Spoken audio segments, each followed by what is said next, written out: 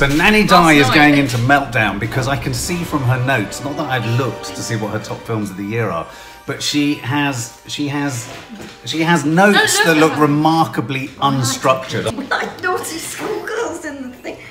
You're not going to eat those all the way through it, are you? Can I put them down? Have one Monster Munch. Bloody hell. What? We are the only film reviewers eating Monster Munch. Yeah. It's been a great year for film. Every year's a great year for film, I think. I mean, everyone says all these years. I remember one year where it was very bad. There was a year that was bad, and I think that I seem to remember that year. It was a year I'd rather forget. But anyway, we're going to now do the top. We're going to do our favourite films of the year. Next year, we will have popcorn on the table to throw at each other when we disagree with each other's verdict. We should have had popcorn. We should have popcorn to throw at each other. Okay, so we're going to go through some of the films of the year. Now, it's been a big year for films. Obviously, there are lots of bigly year. It's been a bigly year in many ways. Ow, my knee! What's wrong with your knee? Suddenly kicked off as if to say, well, no. Some of the ground rules. We're going to go through our top 10 and say what I like at number 10 of my top 10 films might be a film that comes in at number 4 for you. Yes, of course. We're going to just say why we liked it. Yeah? What That's what we're going to do. with? It's going to be specific to each of us. We're going to have different reasons that we liked it. Starting with 1 or 10. We're going to start at 10. We're going to so start at number 10, our least favourite of our favourite. We're going to start with our least favourite of our favourite. So, shall I start? Yeah, you start. So, my number 10 of my top 10 films of the year is Avengers Infinity War. Ooh. And I think it's there because it was an all-round, crowd-pleasing, shocking, remarkably shocking film that left me with my jaw on the floor. And me crying. You crying. I'm sorry. Many people traumatised. Many people traumatised. And it's not higher in my list, only because it's a superhero film. Yeah. But it's the best superhero film of the year for me. So you know, Josh Brolin's in it as well. So what not to like? My number 10 is Isle of Dogs. Ooh, that's a Now, goodie. I saw it the first time, and I love Wes Anderson. Yeah. I love him, and I loved it the first time, but nobody else really enjoyed it as much as they were expecting they were going to. So then that made me change my mind, and I was like, maybe I didn't like it as much as I thought I would. Then I saw it a second time, and I was like, hell yeah, I love this. Okay. So yeah, I love it, but out of the films I've chosen, it's number 10. My number 10 is Thoroughbreds. Ooh. Because I really, really liked it. I just thought it was great. Beautifully shot, beautifully acted. Really good script writer. Liked all the characters. Little what's his name who died. I know the actor from Star Trek. So no, that's my number 10. Mine is Whitney. Ooh, oh, yes. Good choice. Documentary in the top 10. That's only at 10 because of the when they had those flashbacks to what was going on. That was my Yeah. But I really liked it because it kind of made you feel like you knew. Yeah. Oh yeah, you're talking about those montages where they were trying to give you a sense of when it was happening. What was happening at the same time. Yeah. It was. I think of the two, because there were 2 Whitney Houston documentaries released this year. I think it was my favourite was the Whitney one. Rather, what was the other one called? Can I Be Me? Can I Be Me? Which was Well, I've got a joint. I'm going to have 2 at number 10 Ooh. out of my 10. She's breaking the rules already. Because they're very similar reasons that they're at 10. And that is Tag and Game Night. And it is very rare to go to a comedy film over the last 10 years where people are howling in the cinema. And we mustn't forget, we all howled in Game Night and Tag. These were just 2 films that did exactly the same thing for me. Take me away from how I was feeling that day. Remind me that tapping into being a child and playing is really the only way out of everything negative you're feeling. And I thought they were really, really well acted. They're only at 10 because they're not great films, they were just a great night out. So number 9, so we've done number 10. My number 9 is Infinity War. Ooh. Because I really loved it and I didn't want to put it down as 10 because obviously we all knew how I reacted to it after the finish. For the same reasons. Take you to A&E. For the same reasons as Dad, really, because it was so shocking and like a massive part of this year. Like everybody was talking about Infinity War. It was event cinema, wasn't it? It was kind of a big event. You do all realise they're going to bring them all back to life, don't you? yes. These will be brought back to life. How do you know this? Because I think we might have to. Well, you know, I will have you know, We might Guardians have of to the put- Galaxy Business. isn't happening. Yeah, so we might have to put a spoiler alert on this. Guardians of the Galaxy will happen. Well, this ends up being my third foreign film on my list of which That's I fine, think we do foreign. Loveless. Oh. It's a story. It's a fantastic story about a boy that I'm going to cry, that nobody wants. You're allowed to cry in your top 10 best And films of the year. it's fabulous. Boy that nobody wants. them. Oh, no. They're fighting his mum and dad, That's and they're both fighting over him, but neither of them want him. They're just Oh, fighting no. with each other. And it is the most moving thing you've ever seen. crikey. But it's really weird because I saw it at the beginning-ish of the year. Yeah. You have to put yourself back in that space, don't you, and think, So it's hard. God, it was so moving. I've seen Loveless has cropped up on a number of people's lists. Yeah. Mine is Avengers 2. Hey. Because it was really good and sad and stuff. It was a bit. Yeah, it was shocking, wasn't it? I mean, I must admit, we were all, I think the three of us were slightly in tears and in shock. Me and Kiki were. I still to this day Yeah. have not recovered. Do you think it's one of the best Marvel films there's been? One of the best Avengers No, films? that's why it's at 9. Right, okay. Was it the best Avengers film? Yeah. I think Yeah, it's the best best Avengers Avengers. film, isn't it? Well, yeah. My number 9 is Avengers as well. Okay. Unfortunately, I can't remember a lot of it. Well, you caught it on catch up. I do remember that I really loved it. Josh Brolin. I just thought Josh Brolin just played it so brilliantly. He did. He The did. agony of the monster, the love that he had, the absolute belief that what he was doing was right. Should we just split it in half and kill half of us? Yeah. Or, you know? No. So, no. So Thanos says yes. No, but it was an interesting story. I agree. And what was brilliant about him, he was a sociopath, but he loved. Gamora. He loved. He Yeah. loved. Yeah. And it kind of broke my heart. Yeah. So, Yeah. and it was such an event for the whole family. And Izzy talking about when she took her, that's my stepdaughter, took her little brother to Yeah. go and see it, and he was just absolutely distraught in the cinema. So it's going to be it's an important film. Yeah. Because I think everyone of this generation will remember Yeah. it. They will be telling their children about the day they went to the cinema Oh, and yeah. all these superheroes were killed off in one go. So it deserves a place in the top 10. Yeah, I think it's done that job that Star Wars did for my generation. Yes, where yeah, it's a tentpole absolutely. moment where everyone this year is waiting for the next installment to Yeah. see what happens. And Yeah. a little bit like with Star Wars, you kind of knew that they weren't all going to go, but there was a thrill in thinking that they might. Yeah. And I was reminded of how I felt coming out of the cinema in 1977 when I saw the girls come out of this. Yeah. And you're absolutely right, Thanos' performance, Josh He's the Brolin's best performance, villain in it Absolutely brings brilliant. a layering Yeah. to villainy. My number 9 is You Were Never Really Here. Which That low down. which we caught in New York, only because there's so many other great films this year. Yeah. You Were Never Really Here, directed by Lynn Ramsey, who has long time been one of my favourite filmmakers. She did Morven Caller. Morven Caller, with yeah, Samantha I Marsden. love that. Yeah. I just thought it was me and Maddie caught it in New York towards the end of its run, and it was just. He was just so mesmerising. Joaquin Phoenix was so mesmerising in this Such a good film. actor, isn't It was brilliantly shot. It was So dark. very dark and twisted. And yet at the heart of his performance, his relationship with his mum fascinated me, and there was that sort of tenderness between him and his mum. And with the girl. And with the girl, exactly. And there was God, that I sort wanna of, see it. Yeah, Oh, scene No, of- you saw the fantastic. trailer and you hated it. And it reminded the me girl of- prostitute, the little girl. Yeah, you didn't fancy it. But it reminded me of all those really sort of low budget films that Paul Schrader used to script Yeah. and make, a bit Yeah. like Blue Collar and stuff Yeah, like that. yeah. I just thought it was a really, really But there was quietly hardly amazing any film. dialogue in that film. as Hardly, well. no, you're right. It was like a Not- poem. But yeah. It was- it was. Visual Fantastic. It was poem. like a dark, twisted poem. So, number 8, guys. Nadia. So one of the films that I have really loved, and I'm just going to give it the number 8, was Wildlife.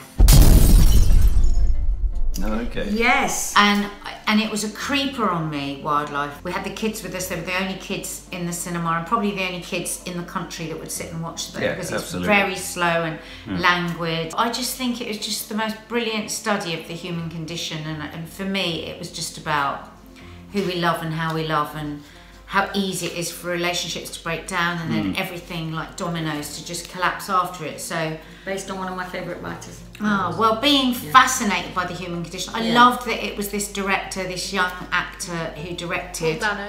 and did such a good job with Yeah. the young boy, and I was astonished and so proud of the girls when we got to the end of the film, and they both enjoyed it and Yeah. sat with it, because it Yeah. was a big ask. I just Spider-Man Into the Spider-Verse. I want to see this. Cracking movie. Yeah, I loved way it higher. like so much. And it was the everything about it was amazing, wasn't it? I was like shaking when I walked out. You were. Yeah. It was like a perfect film, but Why were you shaking? She loved it so much. It Like really when was. goosebumps overtake you and you're like... But I would also suggest...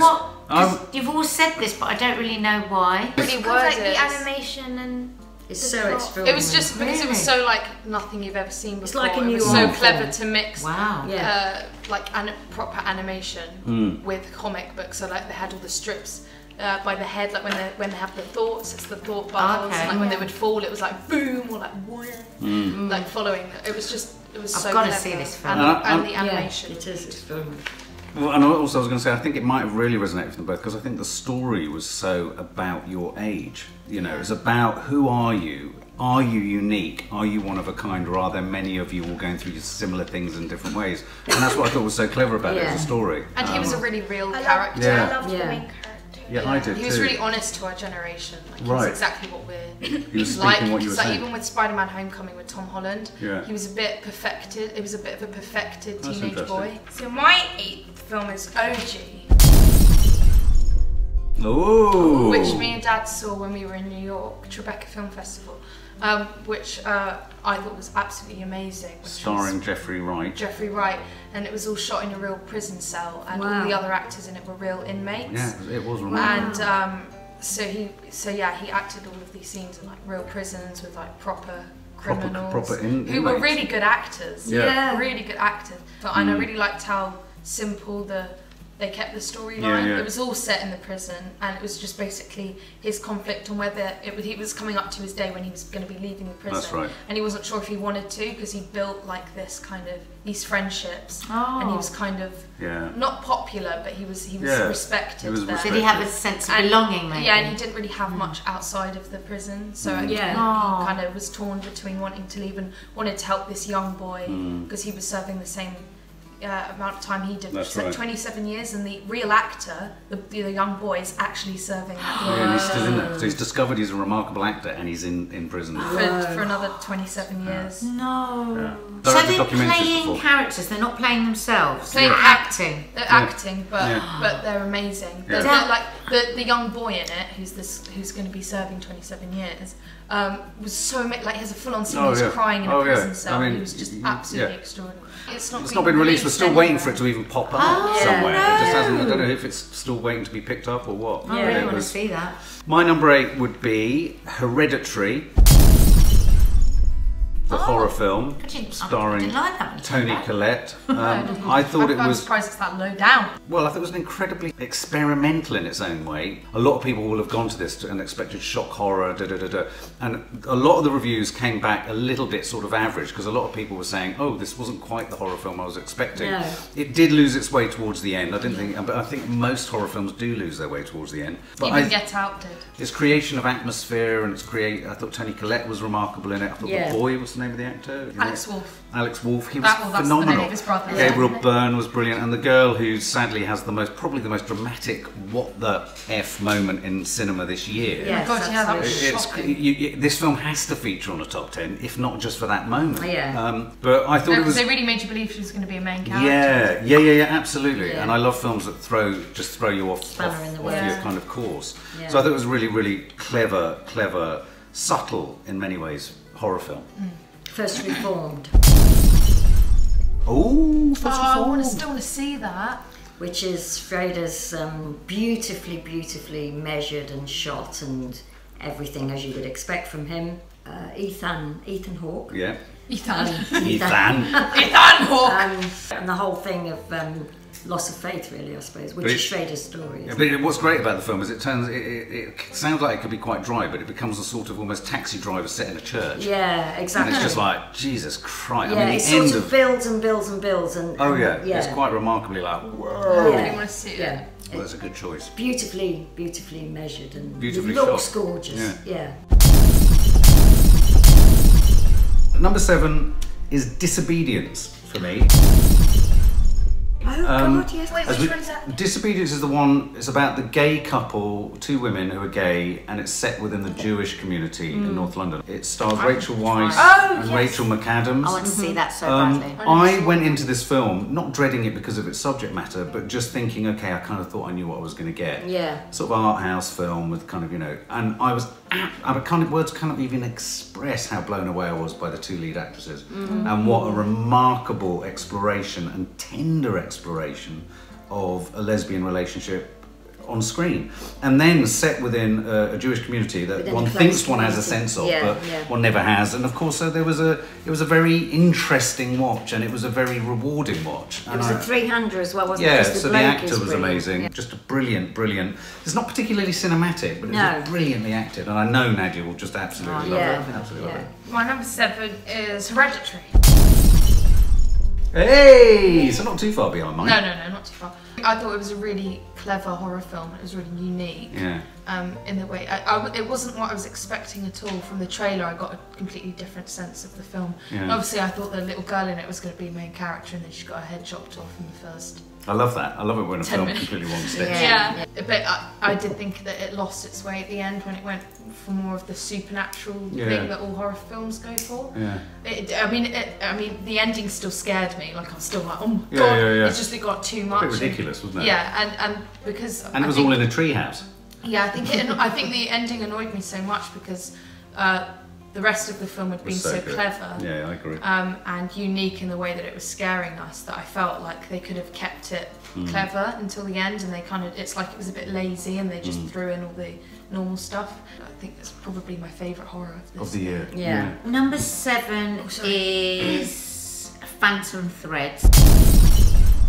Whoa, I'm pleased that's... And I didn't know whether it was going to be Phantom Thread or 3 Billboards. Phantom Thread really surprised me, because it's very long and very slow and very, very detailed, incredible, meticulous detail, because Daniel Day-Lewis is so utterly brilliant, isn't he? We were in his like absolute rigid brain, which I hate. I hate that rigidity and that order, and that goes against everything that I would ever want to be around. Yeah. So all the way through the film, I just kept thinking, I can't believe how much I'm loving this film. I can't believe how much I'm loving the film.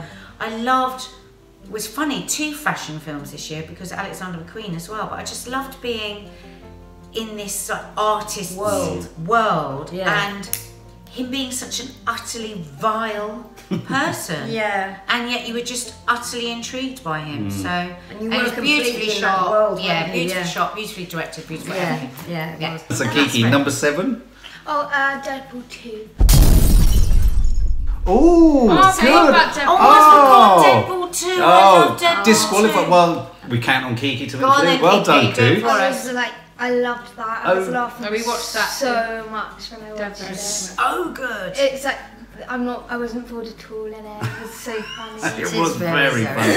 And better than the first Deadpool, I think. Way better than the first. Yeah, it is. Yeah, I really liked it. So many people I know said that it was rubbish. It was brilliant. It was I could watch that again tonight. Yeah. It's fantastic. What were your favourite scenes in it? Did you like the... I like the bit where he's X-Men. X-Men, yeah. Oh yes. The bit where he's in the house and he's in the wheelchair and he's like, I said no touching. I also love the bit where he's dying and he takes ages to do it. He's like, oh no, I see the light. And he goes, no wait, that's the sun. I mean, there are literally so many scenes. And Josh Brolin. So many scenes. Josh Brolin makes a second appearance. What about when he has the baby legs? I mean, there's like too many funny bits. Actually, the only bit I didn't like was the baby legs. Oh, that's just the baby hands in the first one. I thought I was going to die at that bit. God, what is my number 7? Where is it? Sorry to bother you. Oh, I still haven't seen it. Sounds like a 70s sitcom. What is it? Yeah, sort of does. We're desperate to see that. Yeah, it is so worth seeing. By Boots Riley. It's a real sort of oh my god, what am I watching? You think it's one type of film, very funny, very a bit like another film that came out this year called Black Klansman. Black Klansman. A bit like that idea, but he took it so far. Oh right. And then at the end of it, throws in a complete, like, I can't even begin to describe the ending, I couldn't think of anything I'd ever seen that was like that. You did say it was like Get Out, but well, the guy in it's from Get Out. He is, yeah. Sort of. But also, do you ever remember a film by Lindsay Anderson called where people were in a Britannia Hospital? Yes. Yes, I do, vividly. Sort of. Oh, that kind of weirdness. That sort of weirdness. Oh, wow. Well, number 6. Okay, so number 6. Yeah. My number 6 is A Quiet Place. Oh, I forgot about that one. A Quiet Place, John Krasinski's film with Emily Blunt, which I thought, whilst Hereditary was great, I thought in a weird way, A Quiet Place was an absolutely perfect genre film. Yeah, I did. Where every single shot was meticulously considered. It was so clever and neat and concise and scary. And for me, you know, if you're a filmmaker that delivers a film with that impact, and one of its USPs for the year is the fact that in the cinema, it's deadly silent for huge swathes of it because everyone's had to keep quiet in the film. Cool. Exactly. I've never known a film have more clever use of sound in it, even though it was a film about silence. Yeah. Also, you know how the girl's deaf in it. Yes. There's obviously it's quiet for the majority of the film, and there's the what's to come. But when when the sound changes to what it's like for the deaf girl, it's even more quiet. Yes. There are different types of silence. Yes. You haven't seen it, have you? There's our silence, which is kind of that. Yeah. I think now the air sort of around you, and then when it goes to the deaf girl, it's like. Yeah. Did you see that too, Kiki? Yeah, I watched it with Nan. It was. Yeah. I didn't like the end. You didn't like the end. Plus, also, I love seeing children get killed. Yeah. No, but it's so rare. I don't mean I love seeing children get killed. Listen to his mother, who doesn't? No, but I mean, insofar as in films, it's like the ultimate no-go. His first kid gets snatched off the bridge. The first time we see the monster, the child, the baby. I mean, you know, it's like, come on. You get films where men are being killed left, right, exactly. just sitting normally. Then a woman and a child gets killed, they're like, that's so awful. How could they kill a woman or a child? It should be like that if a man dies as well. And if it's not going to be like that, then you shouldn't be shocked when a woman or a child dies. How beautifully put. And too many films will shy away from killing a kid. That's my point. Okay, so my number 6 is Mandy. Oh my God, Mandy! I've forgotten Mandy. I absolutely loved it. I mean, it was an 18, which I managed to get into, but I absolutely legally because it was at a film festival. I absolutely loved this film. I mean, it was weird as hell. Most bonkers film I've ever seen. I'll never get some of the images from that film out of my head, but in a good way. I thought Nick Cage was absolutely amazing in it, and you know, I just loved how the director just completely shoved us into total chaos. You know, I mean, it was kind of all about taking LSD, and they're all off their things. Everyone's off their head. But I just thought the one with Linus Roach. You saw the trailer. Oh yeah. When you're watching it, you just know it's going to become a cult classic. Yeah, it's just that, especially there's this one scene with Nick Cage, like after, and he just goes into he's covered in blood because he's just been, you know, crucified or whatever. And then he goes into this really colourful, really bright orange bathroom, and is like going, like crying, and then he just gets a bottle of vodka out and just drinks this whole bottle, but it's also hurting his throat because it burns, and he's going, it's a continuous shot, isn't it? He's crying, and then he just drinks more of it, and then it's like hurting his throat again whilst he's in his underwear and he's bleeding. So bizarre. I mean, it has so many bizarre moments. It really made me laugh as well, and I loved the colour. It was like neon red the whole time. It was like there were neon lights all the time, and there were some really chilling scenes in there. Didn't you love the soundtrack? I loved the soundtrack. The soundtrack's like a constant. So I absolutely loved that film. Kiki B, what's your number 6? Or don't you want to? 3 Billboards. Yeah. Oh, good choice. I love that. It was really funny, and it was sad, and it was really nicely shot. It was nicely shot, wasn't it? I really liked the story as well. Did you like how angry Frances McDormand, the main woman, was? Yeah, I loved her. She was really good in that, and so was the police officer. Oh God, Woody Harrelson, I could forget that. And Sam Rockwell, who's Oh, the drunk. Yeah. Well, Woody Harrelson's the one that kills himself. Yeah, I really liked that. That was amazing on a second watch. Great film, great choice. Next. Mine is also 3 Hey! But it's weird because it almost wouldn't have made it onto my list if it hadn't been for the fact that Maddie said on a second watch it is even better. Because I kind of thought that when I got to the end of it, and there was lots wrong with it for me. Of course, Frances McDormand was not I mean, she was perfection. She inhabited that character. She took us on that journey. Her rage, she was so uncompromising, her character. And it's not often that we see that. And she showed us flashes of heart, but she was just a tough woman that had a tough life. And I mean, God, will any of us ever forget the scene where she screams, when the daughter screams, I'm going to go out now, I hope I get raped. I hope you go out and you get raped. And it's so, oh my God, oh my God, oh my God. My problem was Sam Rockwell. Well, he's the thing that gets better on a second watch. And so that's what I'm hoping. Maddie said it's better on a second watch, so I'm hoping that it was just too unbelievable. And the boy from Lady Bird, even though he had a really small part. It was fantastic. He was amazing. That scene when his dad comes in and pins her up against the wall. Some films do need a second watch. Number 6 is Infinity Wars. Oh, okay, that's higher. Higher than anybody else. Oh, okay, well that's interesting though. So you enjoyed that? I loved it. You did, yeah. I loved it. And it was sort of like, for me, it was everything that cinema should be. The music, the comedy. You had a little cry at the end. Yeah, I just thought it was great. And I felt like we all felt that I just could not cope with half of them. Oh my God, I thought you were actually crying then. I could never tell. No, it was just, I loved it. So that's our 10 to 6 top films. Don't forget to subscribe to get our 5 to number 1. It's really juicy.